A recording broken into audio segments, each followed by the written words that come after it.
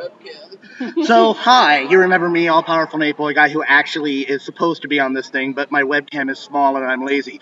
I am here with Lyda Moorehouse, who also writes as Tate Halloway, who is fantastic because she has put up with me so much, and also I have Lyda protection, and that joke will get old one day, but today is not the day. So, Ms. Moorehouse, we can start off by just telling people about stuff you've written. How about we start with you can't call me Miss Moorehouse, because that sounds like my mom. Yeah, you have to call me Lyda. I can't cope. I cannot cope. But how will you know that I'm actually being respectful amongst all the dick jokes if I don't say Ms. Moorehouse? Well, because I'm not offended by dick jokes. Oh, fantastic.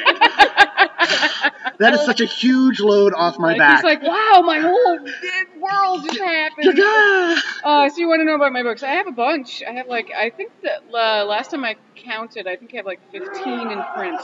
No, not in print, that I have published. Right. Because your first two books are out of print. First four are out of print.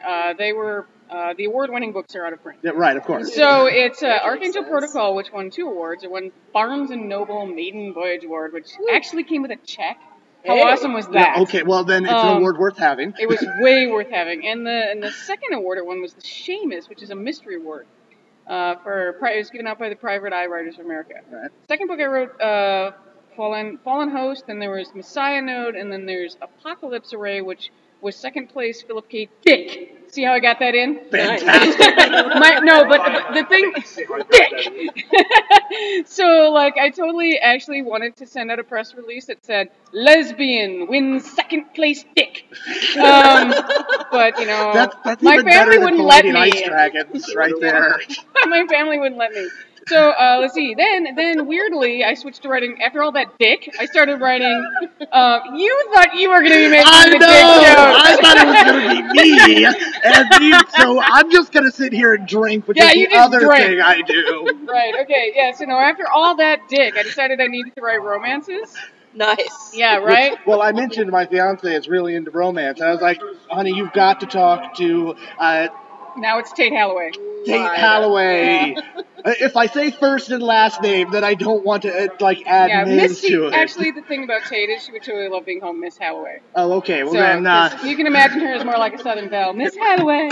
Well, see, I'm from Texas. That's where it comes from. Wow. See, there you go. No. So I was telling you, my fiance loves romance. Like, honey, you've got to talk to her because, I mentioned one dumb thing about romance, and all of a sudden, I needed the Lyda protection. Yeah. Actually, and weirdly, you almost needed the Michael Merriam protection, which is really amazing because he's so super soft spoken. And I thought, wow, this super quiet guy's gonna kill someone. Victory is mine. That's right. So going still through the list, there's still lists. Okay, so as Tate Halloway, I've written a whole bunch more books. So I wrote first one's Tall, Dark, and Dead. Second one's Dead Sexy. Seeing a theme here. Romancing the Dead. Oh, dead books. Yes! Dead books. Don't you have some of the dead books or? No, not well, not because Sherilyn Harris also had dead books, which made me insane. Because I came up with Dead Gorgeous, Drop Dead Gorgeous, and then her book came out before, and I was like, whoa, new title. And then there was Dead If I Do, Honeymoon of the Dead, and then the Garnet Lacey series is over, and then I had, wait for it, there's more dead. Then I had the Vampire Princess St. Paul series, which is almost to die for, but luckily they didn't make me stick with the dead thing because I was so out of dead puns by this point. It seemed like there would be a limit to that, Oh my god, I was seriously trolling the internet going, who knows a dead pun? Actually I had some great ideas. If this series had continued, there would have been Lady and Dead, Dead on Arousal, which I loved. But for some reason those didn't go. Anyway, okay, so Almost to Die, this is my young adult series. I had Almost to Die For, Almost Final Curtain, and then Almost Everything. Or it might be reversed with those. And then so that was a 3-book trilogy, my first and only 3-book trilogy. And now I'm starting as Tate Halloway, Precinct 13, which is... It sounds like London Coppers with gay cowboys and lots No, that wasn't me! Oh my god, now I'm gonna punch you again. Again. Oh! See, it's off camera. Everybody's like, he's back there going, yeah, I could do my quick swap.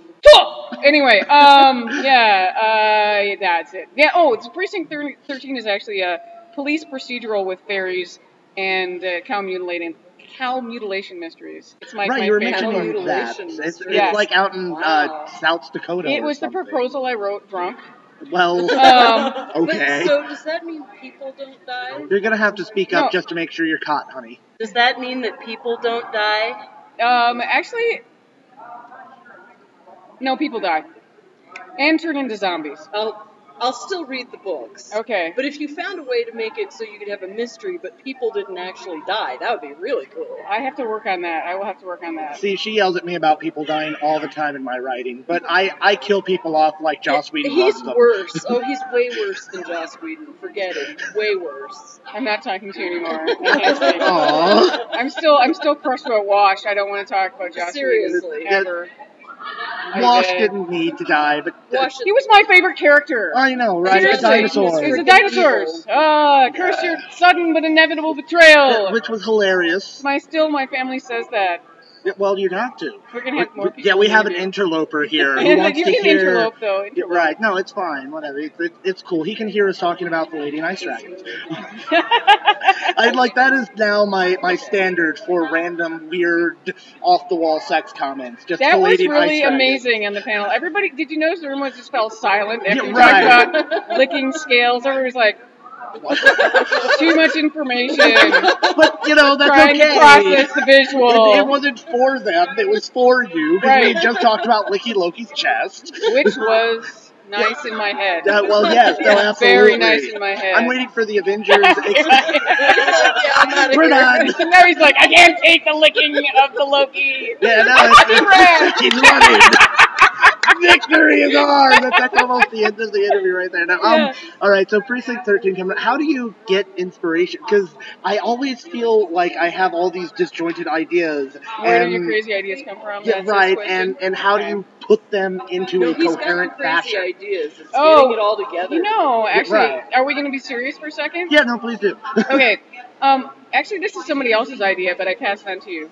My friend and fellow writer Maureen McHugh talks about how the problem with ideas is that some of them don't form into stories. Right. And so she talks about how you, throughout, as a writer, get little bits of grit in your head. And some of them don't collect nacre and become pearls. But if you have enough grit in your head, eventually one of them will come out as a pearl. And I really like that thought because, honest to God, my first book was kind of inspired by wanting to write X-Files fanfic. Right. Yes, go catch her Forrest Corwin. and thoughts about God, which as a non-Christian growing up, non-Christian in America, I had a lot of thoughts. I actually had a lot of thinky thoughts about God. So they kind of ended up getting smooshed together, and then I stripped off the serial numbers and kind of totally rewrote it so it was original fiction, and that's actually how Archangel Protocol came along. So, I mean... Which was a fantastic book. Thank you. Thank you very much. And an award winner, did I mention that? You mentioned that. Yeah, Didn't it win second place, Dick? Or was that that was the other one. That's the last one in the series. The fourth book in the trilogy. Oh, and I totally forgot there's another book in that series, which came out from a small press called Resurrection Code. Came out from Mad Norwegian Press. So, as much as I would love to spend the next 20 minutes talking about Dick with you, I do have to catch Tamara Pearson. She's in between things and shit. Right. No more Dick. Right, no more Dick. So, plug one thing, if you would like. Anything. Yeah. Precinct 13. Precinct 13. August. Get it in August. Yay. Right. This is a thing. Take a swig of vodka. On camera. What? It's a thing. Everybody who gets interviewed has to take a swig straight from the bottle of something. I can't do that. What if I make puppy dog eyes? She's got coffee. There. Okay, that works. Thank you for your time, Lyda, and thank you for the dick jokes. Yeah, you're welcome.